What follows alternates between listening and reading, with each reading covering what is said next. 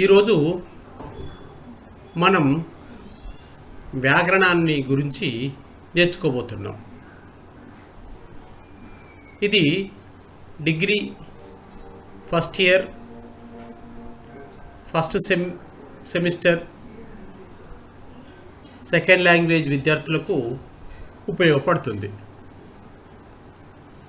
నా పేరు గద్ద Venkateswarlu, assistant professor of Telugu, ప్రభుత్వ డిగ్రీ కళాశాల వరంగల్, రంగశైపేట, వరంగల్ అర్బన్.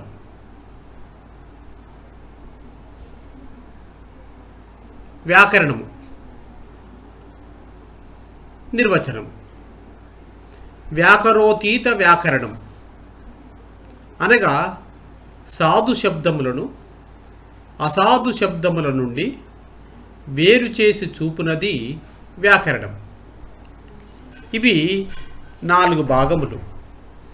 ఒకటి సంధులు, రెండవది సమాసములు, మూడవది అలంకారములు, నాలుగవది ఛందస్సు.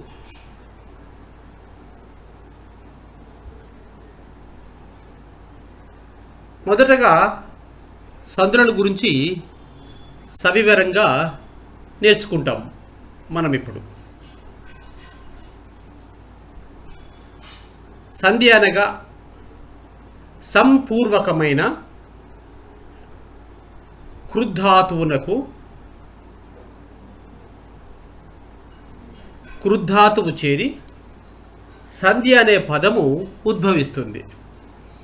సంధి అనగా కూడి లేదా చేరి అని అర్థములు. దీనిని కూడిక లేదా చేరిక అంటారు. ఈ సంధి 4 రకాలుగా ఏర్పడుతుంటుంది. ఒకటి అచ్చుకు అచ్చుతో సంధి ఏర్పడుతుంది, రెండవది అచ్చుకు హల్లుతో సంధి ఏర్పడుతుంది, మూడవది హల్లుకు హల్లుతో సంధి ఏర్పడుతుంది, హల్లుకు హచ్చుతో కూడా సంధి ఏర్పడుతుంది. సంధి నిర్వచనం. పూర్వపర స్వరంభులకు పరస్వరంబు ఏకాదేశం బగుటను సంధి అంటారు. ఉదాహరణకి దేవాలయము అని పదం ఉంది. దేవ అనున్నది పూర్వపదము, ఆలయము అనున్నది పరపదము లేక ఉత్తర పదము. మొదటగా ఉన్న దేవ అనే పూర్వపదమునకు ఆలయము అనున్నది పరస్పరంబును వచ్చినప్పుడు ఇవి ఏకాదేశం ఒకటనే సంధి అంటారు.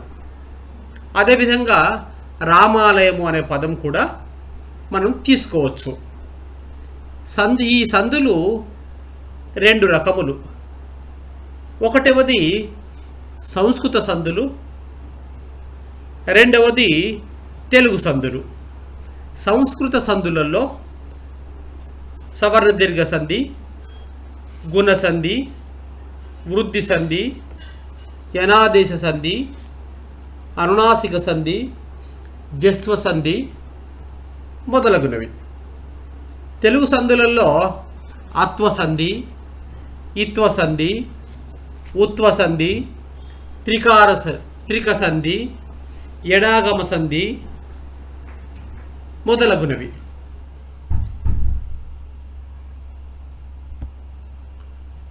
మొదటగా సవర్ణ దీర్ఘ సంధిని గురించి మనం చెప్పుకుందాం. సవర్ణ దీర్ఘ సంధి సూత్రము అ, ఇ, ఉ, రులకు సవర్ణములైన అచ్చులు పరమగునప్పుడు వాని దీర్ఘములు ఏకాదేశమగును. వివరణ. సవర్ణం అనగా ఒక వర్ణమునకు సమానమైన వర్ణము అని అర్థము. ఇక్కడ ఆ అనే అక్షరమునకు సవర్ణములు అ ఆ. అదేవిధంగా ఈ అనే అక్షరమునకు సవర్ణాలు ఇ ఈ. ఉ అనే అక్షరమునకు సవర్ణాలు ఉ ఊ. అదేవిధంగా రు అనే అక్షరమునకు సవర్ణాలు రు రూ. ఇవి మనం సవర్ణాలుగా చెప్పుకోవచ్చు వీటిని. ఉదాహరణకి మనం చూసినట్టయితే రత్నాలంకారుడు అను పదాన్ని తీసుకుంటాం. దీనిని విడదీస్తే రత్న ప్లస్ అలంకారుడు. రత్న అనున్నది పూర్వపదము, అలంకారుడు అనేది ఉత్తర పదము లేక పరపదము. దీనిని పూర్తిగా విభజన చేసుకున్నట్టయితే రతన్ ప్లస్ ఆ ప్లస్ అలంకారుడు. అంటే పూర్వపదములో చివరి అచ్చు అకారమునకు, పరపదములో మొదటి అచ్చు ఆపరమవుతున్నప్పుడు వారి దీర్ఘములు ఏకాదేశమవుతాయి.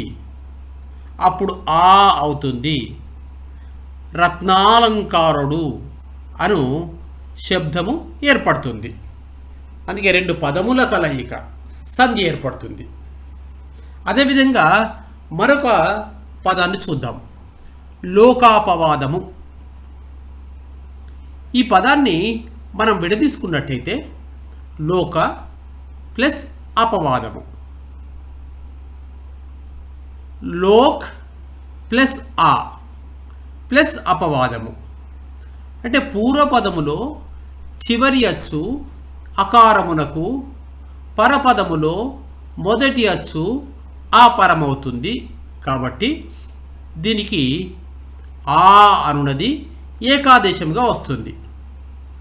అదేవిధంగా ఇక్కడ హసితాస్యుడు మరొక శబ్దం.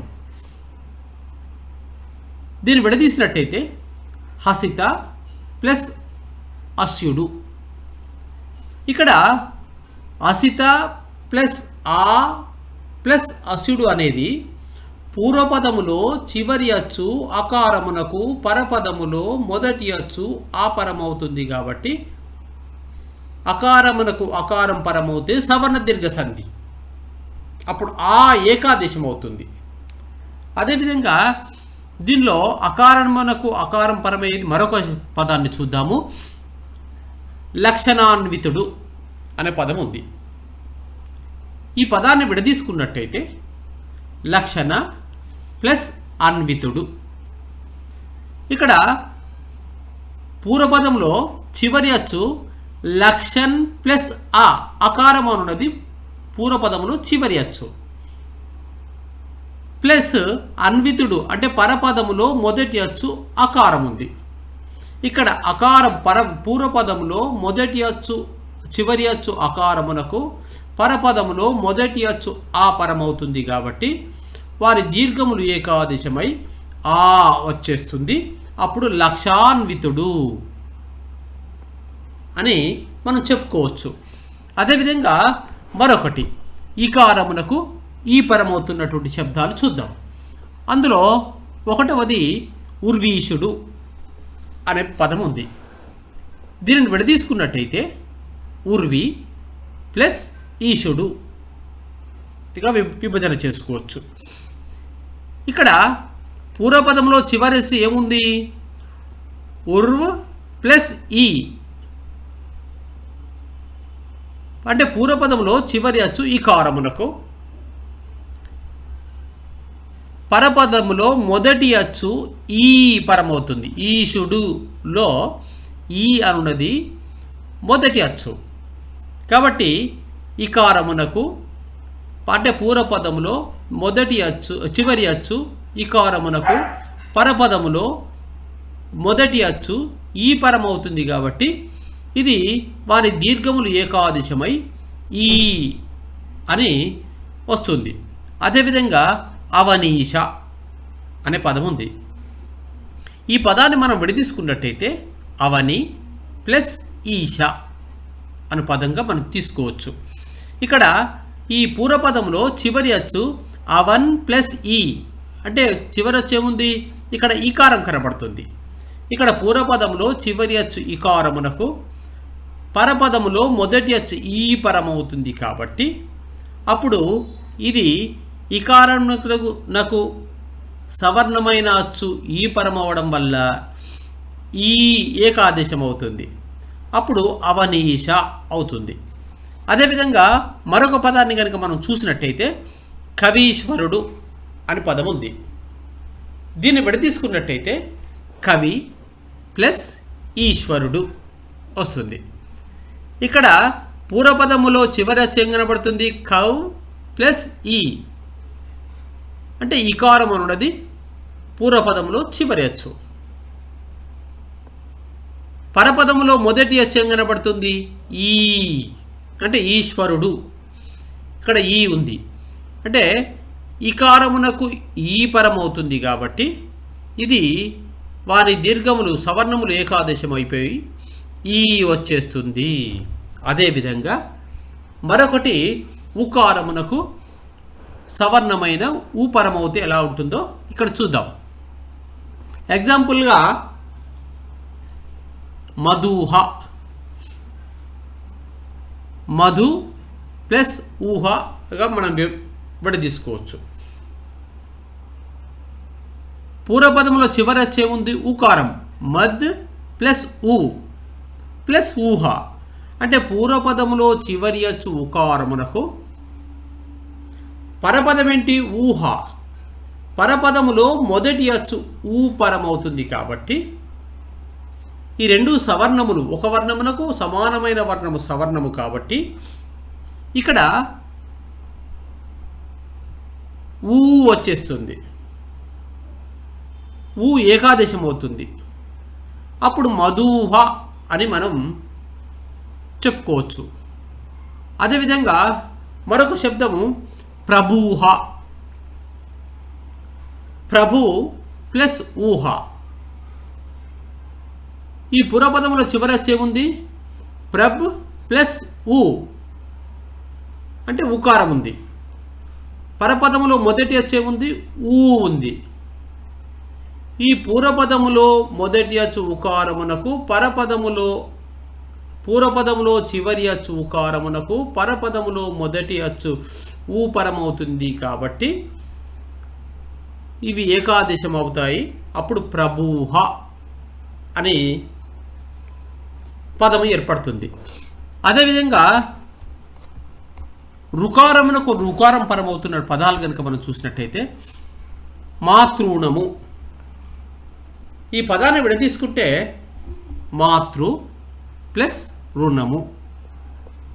దీంట్లో మాత్ ప్లస్ రు ప్లస్ రుణము, అంటే పూర్వపదంలో చివరి అచ్చు రుకారమునకు, పరపదములో మొదటి అచ్చు రూపరమవుతుంది. కాబట్టి వాని దీర్ఘములు ఏకాదేశమై రూ అనున్నది వస్తుంది. అప్పుడు మాతృనము. అలాగే పితృనము, పితృ ప్లస్ రుణము, పితృనము. ఇలా మనము ఈ పదాలని విడదీసుకోవచ్చు. ఇప్పుడు మనం చెప్పుకున్నటువంటి పదములన్నీ కూడా సవర్ణ దీర్ఘ సంధిలో భాగంగా చెప్పుకోవచ్చు.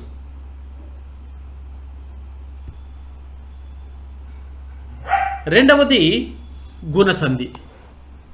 ఈ గుణసంధి సూత్రం కనుక మనం చూసినట్లయితే అకారమునకు ఈ ఉ రూలు పరమగునప్పుడు క్రమముగా ఏ ఓ ఆర్లు ఆదేశమగును. ఏవో ఆర్లను గుణములు అంటారు. కాబట్టి ఈ సంధికి గుణసంధి అను నామకరణం వచ్చి ఉంటుంది. ఉదాహరణకి కనుక మనం చూసినట్టయితే వసుదేశ అనే ఒక పదం ఉంది, తీసుకుందాం. వసుధ ప్లస్ ఈశ. ఇక్కడ పూర్వపదములో చివరచ్చు ఏం కనబడుతుంది? వసుద్ ప్లస్ ఆ. అంటే పూర్వపదంలో చివరచ్చు అకారమునకు. పరపదం ఏంటి?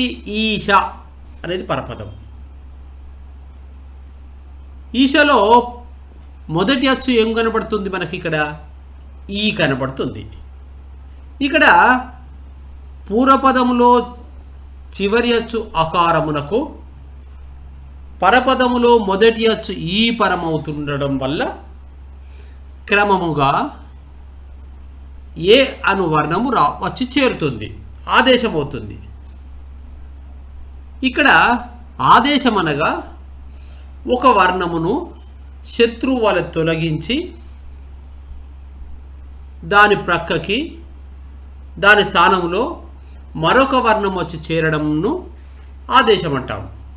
ఇక్కడ ఏంటంటే అకారమునకు ఈ పరమవుతుంది కాబట్టి ఏ అనున్నది ఆదేశంగా రావాలి కాబట్టి వసుదేశ అను పదము ఏర్పడుతుంది. అదేవిధంగా మరొకటి దినేశుడు అనే పదం ఉంది. దిన ప్లస్ ఈశుడు పదంగా మనం విభజన చేసుకోవచ్చు, తీసుకోవచ్చు. పూర్వపదములో చివర అచ్చు దిన్ ప్లస్ ఆ అవుతే దిన అవుతుంది. పూర్వపదములో చివర అచ్చు ఏం కనబడుతుంది? అకారం. పరపదము ఏంటి? ఈశుడు. పరపదములో మొదటి అచ్చు ఏముంటుంది? ఈ. అంటే అకారమునకు ఈ పరమవుతున్నప్పుడు క్రమముగా ఏ రావాలి, ఏ ఆదేశంగా రావాలి కాబట్టి ఏమవుతుంది? దినేశుడు వస్తుంది. అదేవిధంగా మరొక పదము సర్వేశ్వరున్ అనే పదం చూద్దాం. సర్వేశ్వరున్లో సర్వ ప్లస్ ఈశ్వరున్. ఇక్కడ సర్వ్ ప్లస్ ఆ కలిస్తే సర్వ అవుతుంది. ఇక్కడ సర్వలో పూర్వపదములో చివరి అచ్చు అకారము. ఈ అకారమునకు పరపదములో ఈశ్వరున్ పరపదం. దీంట్లో మొదటి అచ్చు ఈ వచ్చేస్తుంది.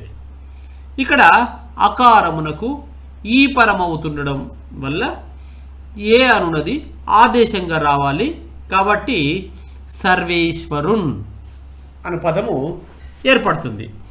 అదేవిధంగా మరొకటి అకారమునకు ఊపరమవుతే ఓ ఎలా వస్తుంది ఇక్కడ చూద్దాం. ఉదాహరణకి భరతోత్పత్తి అనే పదం ఉంది. భరత ప్లస్ ఉత్పత్తి తీసుకోవచ్చు. ఇక్కడ భరతలో పూర్వపదములో చివరి అచ్చు భరత్ ప్లస్ ఆ అంటే అకారమున్నది చివరి అచ్చు ప్లస్ ఉత్పత్తి. ఉత్పత్తి అనున్నది పరపదంగా ఉంది. ఈ పరపదములో మొదటి అచ్చు ఊ ఉంది అంటే అకారమునకు ఊపరమవుతుంది కాబట్టి ఏం రావాలి? క్రమంగా అదే వరుసలో ఓ రావాలి, ఓ ఆదేశంగా రావాలి. కాబట్టి ఇక్కడ మనం భరతోత్పత్తిగా చెప్పుకోవచ్చు. అంటే అకారానికి ఏమవుతుంది? ఊపరమవుతుంది. ఊపరమవడం వల్ల దాని స్థానంలో ఊ స్థానంలో ఏమవుతుంది? ఓ వచ్చి చేరుతుంది. భరతోత్పత్తిగా మనం చెప్పుకోవచ్చు. మరొకటి పరోపకారము. పరోపకారంలో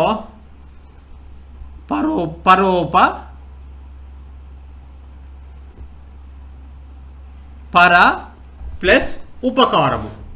పూర్వపదములో చివరి అచ్చు అకారమునకు, పరపదములో మొదటి అచ్చు ఊపరమవుతుంది. ఇక్కడ ఊపరం అవడం వల్ల ఓ అనున్నది ఆదేశంగా వస్తుంది. కాబట్టి పరోపకారము అనే పదము ఇక్కడ ఏర్పడుతుంది. ఇక మరొకటి సుగుణోత్తముడు.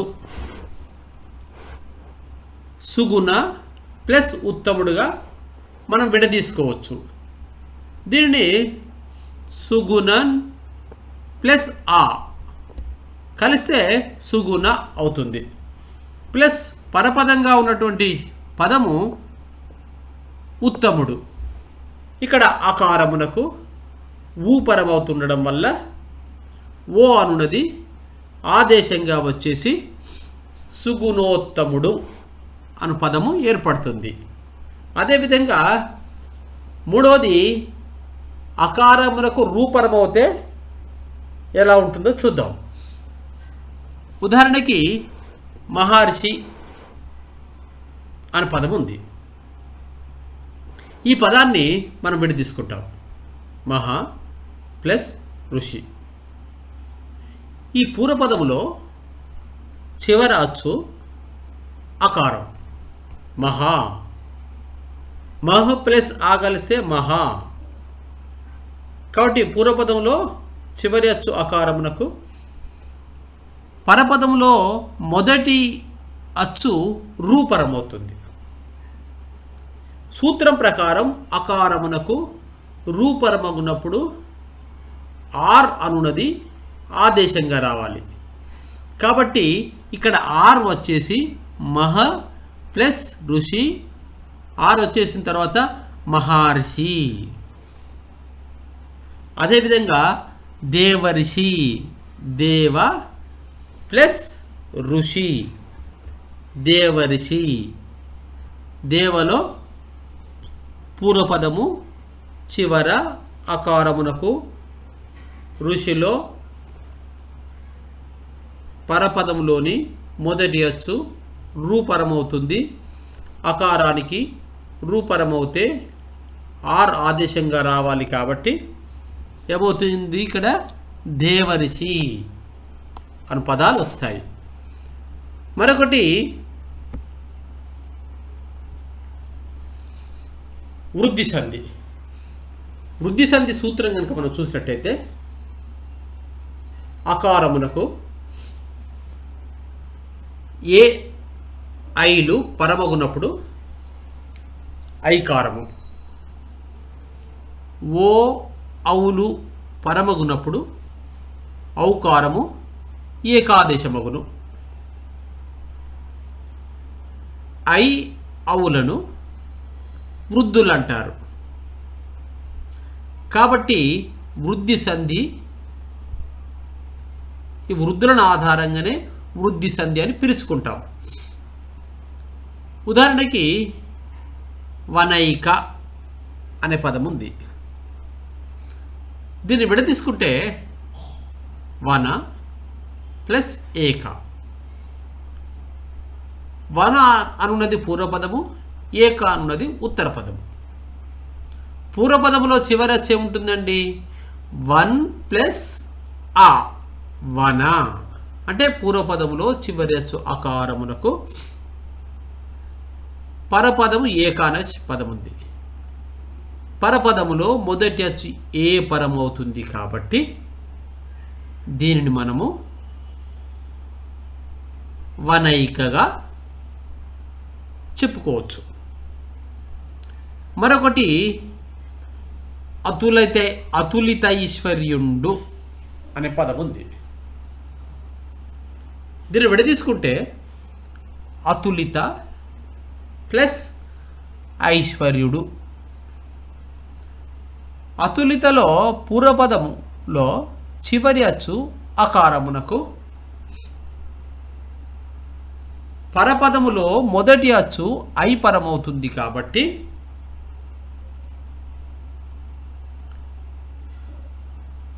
ఐకారం రావాలి.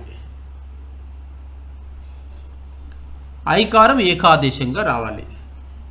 కాబట్టి ఐకారం ఏకాదేశమై అతులిత ఐశ్వర్యుడు అనే పదము ఏర్పడుతుంది. ఇక రెండవది వనౌషధి. వన ప్లస్ ఓషధి. ఇక్కడ పూర్వపదములో చివరి అచ్చు 1 ప్లస్ ఆ, వన. అంటే చివరి అచ్చు ఏముంది? అకారం ఉంది. పరపదములో మొదటి అచ్చు ఏముంది? ఓ ఉంది. అకారమునకు ఓ పరమవుతున్నప్పుడు ఏం రావాలి? ఔకారం రావాలి, ఏకాదేశం కావాలి. కాబట్టి ఇక్కడ వనౌషధి అని పదం ఏర్పడుతుంది. అదేవిధంగా మహౌషధము, మహా ప్లస్ ఔషధము, మహౌషధము.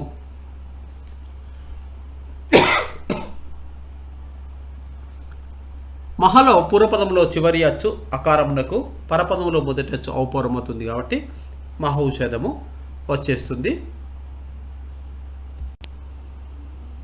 యనాదేశ సంధి చివరగా సూత్రము ఈ ఉ రూలకు అసవర్ణములైన అచ్చులు పరమగునప్పుడు క్రమముగా య వ రాలు ఆదేశమగును. ఈ యావారాలను యన్నులు అంటారు కాబట్టి యనాదేశ సంధిగా చెప్పుకుంటాం. ఉదాహరణకు అత్యంత.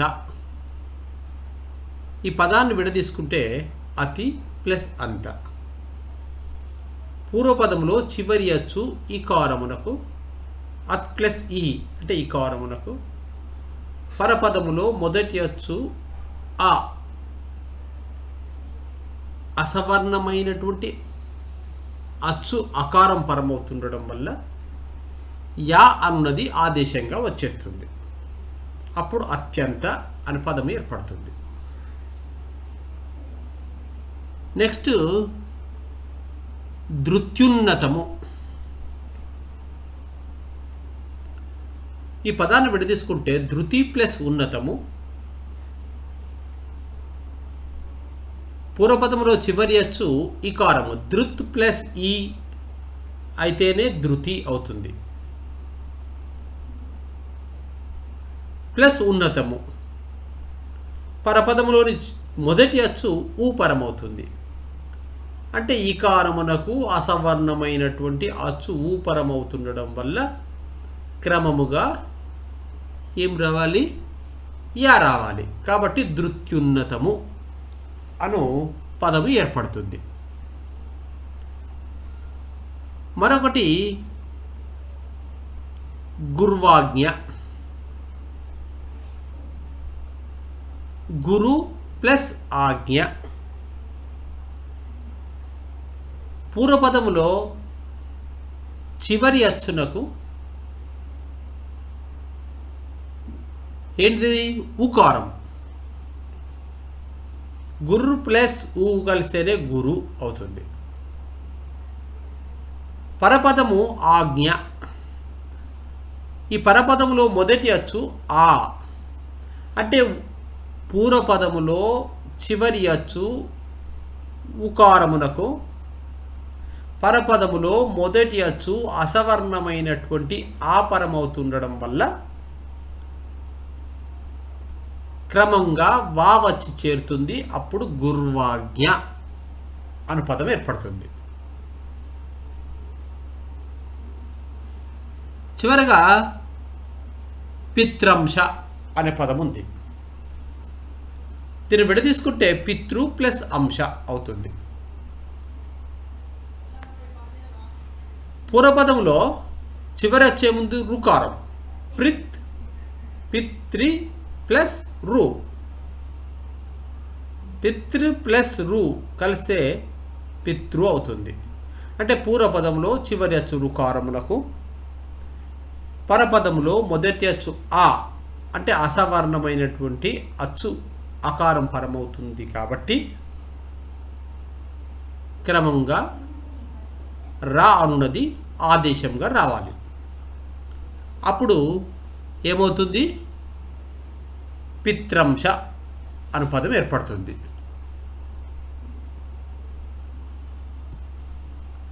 ధన్యవాదములు.